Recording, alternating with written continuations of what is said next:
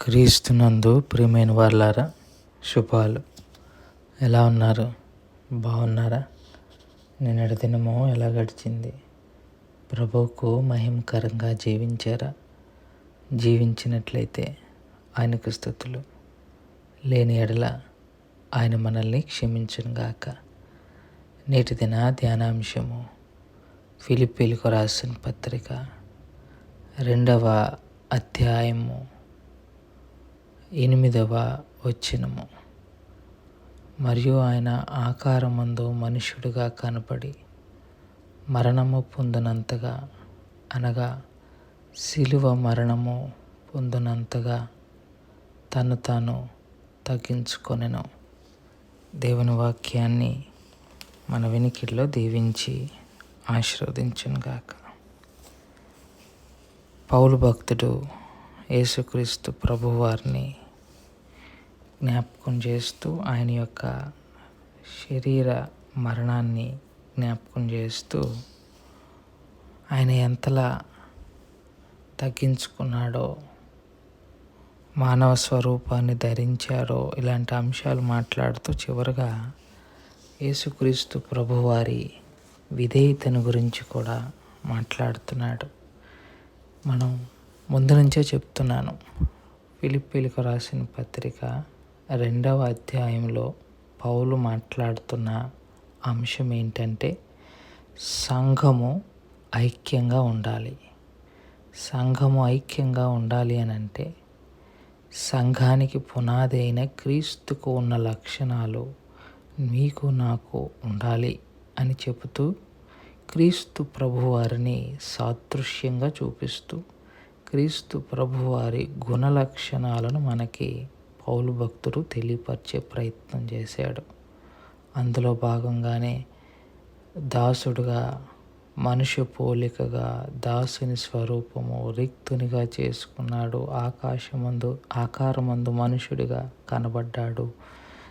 తను తగ్గించుకున్నాడు అనే అంశాలను మాట్లాడుకుంటూ మరొక అంశాన్ని ఇక్కడ మనం ప్రస్తావన చేసుకోవచ్చు. అదేంటంటే విధేయతను గురించి, ఆఖరి అంశము విధేయతను గురించి పౌలు భక్తుడు ఇక్కడ ప్రస్తావన చేస్తున్నాడు. యేసుక్రీస్తు ప్రభువారు విధేయత ఎట్లా చూపించారు అనంటే మరణము పొందినంతగా ఆయన విధేయత చూపించారు అని పౌలు భక్తుడు జ్ఞాపకం చేస్తున్నాడు. ఏదో ఒక పాయింట్ ఆఫ్ టైంలో యేసుక్రీస్తు ప్రభువారు నాకు వద్దు అని వెళ్ళిపోవటానికి అవకాశం కూడా ఉంది. ఎందుకంటే ఆయన దేవునితో సమానమైన వాడు. He had free will. ఆయన స్వచ్ఛందంగా నిర్ణయాలు తీసుకునే అధికారం కలిగి ఉన్నాడు. కానీ భూమి మీద దాన్ని ఉపయోగించలేదు. కారణం ఆయన మనుష్యుడి రూపంలో వచ్చాడు. ఇప్పుడు శిలువ మరణము పొందినంతగా విధేయత చూపించాడు అన్నప్పుడు మనం అర్థం చేసుకోవాల్సిన విషయం, ఏ క్షణంలోనైనా యేసయ్య తప్పించుకోవచ్చు. ఏ క్షణంలోనైనా నాకు ఇది అవసరం లేదు, తీసేయి అని తండ్రితో అనొచ్చు. కానీ యేసు ప్రభువారు ఎక్కడ ఆ మాట అనలా. అందుకే అంటారు, నా తండ్రి చిత్తము నెరవేర్చడానికి నేను వచ్చాను తప్ప నా సొంత పనుల కొరకు నేను రాలేదంటాడు. సో తండ్రి చిత్తం ఏంటంటే ఆయన మరణం పొందటం. మధ్యలో ఆయన ఎప్పుడైనా వదిలేసి వెళ్ళిపోయే అవకాశం ఉంది, కానీ ఆయన ఆ పని చేయలే.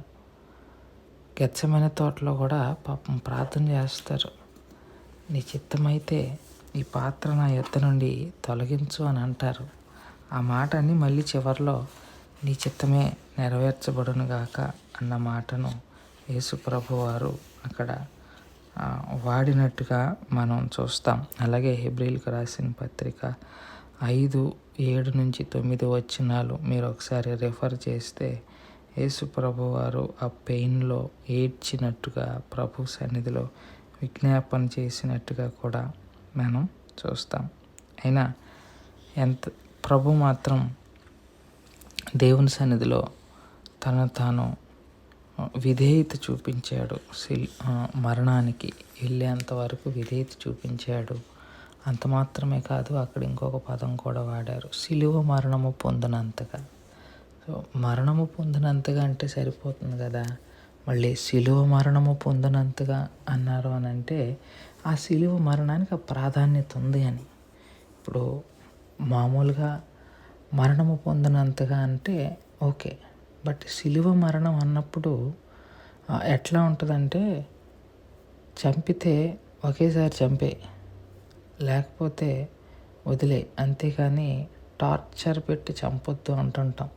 అంటే మనకి ఎప్పుడూ అనుభవం రాలేదు, కానీ మనం అప్పుడప్పుడు టీవీల్లో ఆ సినిమాల్లో కొన్ని డైలాగ్స్ వింటూ ఉంటాం.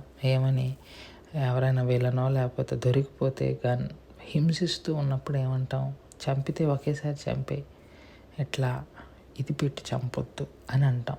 ఎందుకంటే ఆ మరణం తీసుకునే కన్నా త్వరగా ప్రాణం పోయే మరణం తీసుకోవటం రైట్ అనిపిస్తుంది ఆ క్షణంలో.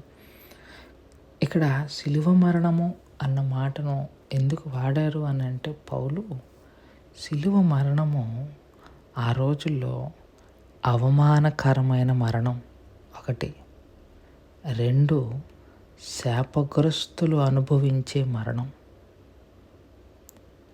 3 పాపము మీద వేసుకొని, ఏ పాపం లేకపోయినా పాపము మీద వేసుకున్న మరణం. 3వది పక్కన పెట్టేస్తే, రెండోది, ఫస్ట్ 2 అంశాలు ప్రాముఖ్యమైంది. ఒకటి అవమానం, చాలా అవమానంతో కూడిన మరణం అది. అందరూ అంటారు, చనిపోతే బ్రతికితే కింగ్లా బతకాలి, చచ్చిపోతే కూడా కింగ్లా బతకాలంటారు. దమ్మిడికి చెల్లం, కానీ మాటలు మాత్రం అలాగే మాట్లాడతాం. బ్రతికితే కింగ్లా బతుకుతా, చచ్చితే కింగ్లా చేస్తా అంటారు. కానీ మనం దేనికి చెల్లం అన్న విషయం మనకు తెలుసు. కానీ ఆయన కింగే, యేసుప్రభు రాజే, కానీ ఆయన మరణం చాలా బాధాకరమైన మరణం. దేవుడు ఆ మరణాన్ని డిజైన్ చేశాడు. పాత నిబంధన గ్రంథం యొక్క ఇది కానీ మనం గమనించుకుంటే, మ్రానుపై వేలాడువాడు శాపగ్రస్తుడు అని ఉంటుంది. సో యేసుప్రభు వారు మ్రానుపై వేలాడారు. సో శాపగ్రస్తుడిగా ఎంచబడ్డాడు, అవమానకరమైన మరణం గుండా ఆయన వెళ్ళాడు. రెండవది, శాపగ్రస్తుడిగా ఆయన ఎంచబడ్డాడు. సో ఆ మరణాన్ని దేవుడే డిజైన్ చేశాడు. అంటే ఎందుకని అలాంటి మరణాన్ని దేవుడు డిజైన్ చేశాడు అని అంటే, మనకు తెలియటానికి. యేసు ప్రభు వారి యొక్క మరణశిక్ష, లేకపోతే ప్రభువారికి వేసిన ఆ మరణపు దీన్ని ఏమంటారు, స్టైలు హింసతో కూడుకున్నది, భయానకమైనది. చిన్న చిన్నగా ప్రాణాన్ని కోల్పోవటం. అంటే మీకు అర్థం అవటం కోసం మళ్ళీ అగైన్ ఆ టీవీల్లోకి అటు వెళ్తే, ఒకేసారి చంపేస్తే కోపం తీరదు. ఆ కసి, ఆ కోపం పోవాలంటే అవతల వాడిని హింసించి బాధ పెట్టి చంపుతారు, ఒకలాంటి సాటిస్ఫాక్షన్ అన్నట్టుగా. ఇప్పుడు పాపానికి జీతం మరణం. పాపము దేవుడికి అంత కోపాన్ని తీసుకొని వచ్చింది. అంత కోపము మరి దేవుడు మనందరి మీద అలాగే తీర్చుకోవాలి. ఒక్కసారిగా యోహానుకి తల తీసేసినట్టుగా, బాప్తీసం ఇచ్చి యోహాన్ని తల నరికేసినట్టుగా యేసు ప్రభు వారికి పేగ పిసుకో, తల నరికేసో చేస్తే అది దేవుని ఉగ్రత చల్లారదు. దేవుని ఉగ్రత చల్లారాలంటే ఆయన నలగొట్టబడాలి, విరగొట్టబడాలి, చీల్చబడాలి, దున్నబడాలి. యెషయా గ్రంథంలో అంటాడు, దేవుడు ఆయనను అలా అప్పగించటానికి ఆయనకి ఇష్టమాయను అని అంటాడు. దేవుడు అట్లాంటి మరణానికి అప్పగించడానికి దేవునికి ఇష్టమైందంటే he was satisfied with that death. ఒకేసారి ఆ ప్రభువుని చంపటం శిలువ మరణం ఇలా ఉంటుందని దేవుడు చెప్పినప్పుడు అది అవమానంతో కూడుకున్నదని తెలుసు, అది బాధతో కూడుకున్నదని తెలుసు, అది దొంగలకు నేరస్తులకు వేసే శిక్ష అని తెలిసినా కూడా ఆ మరణానికి కూడా ఇప్పుడు మనమైతే దేవుడితో ఏమంటాం, ఒకవేళ ప్రభు ప్లేస్లో మనలాంటి వాళ్ళు ఉంటే అయ్యా మరణానికి ఓకే చేశాను కానీ మరీ అంత అవమానకరమైన మరణమా, నాకైతే వద్దయ్యా, మామూలు మరణం అయితే నేను వస్తానంటాం. కానీ ప్రభు ఏ సందర్భంలో కూడా తనకున్న క్యాపబిలిటీ ఏంటంటే మధ్యలో వదిలేసి వెళ్ళిపోవచ్చు. దేవుడు సార్వభౌమాధికారం అయినప్పుడు యేసు ప్రభు వారు కూడా సార్వభౌమాధికారమైన దేవుడే. మధ్యలో వదిలేసి వెళ్ళిపోగలిగిన సామర్థ్యత ఆయనకు ఉంది. కానీ తండ్రి యొక్క వాంఛను తీర్చాలి, తండ్రి యొక్క చిత్తాన్ని తీర్చాలి అని మరణం పొందినంతగా విధేయత చూపించాడు. కాదు, శిలువ మరణం పొందినంతగా ఆయన విధేయత చూపించాడు. అందులో మనం నేర్చుకోవాల్సిన పాఠం, సంఘము ఐక్యముగా ఉండాలంటే అంత విధేయత మన దగ్గర ఉండాలి.